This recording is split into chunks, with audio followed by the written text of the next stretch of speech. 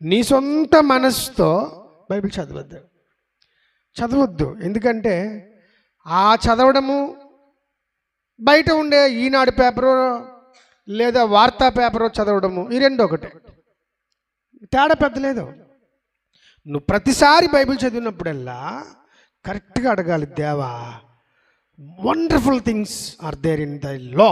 నీ ధర్మశాస్త్రంలో చాలా ఆశ్చర్యకరమైన విషయాలు ఉన్నాయి, కానీ అవి నాకు అర్థం అవ్వాలంటే నీవు నాతో పాటు స్టడీలో కూర్చోవాలి తండ్రి అండి. దేవునికి స్తోత్రం కలిగిన.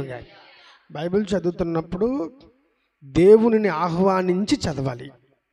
లేదు ప్రార్థన చేస్తున్నప్పుడు దేవుని మనస్సులో ఏముందో తట్టి తెలుసుకుంటూ ప్రార్థన చెయ్యాల.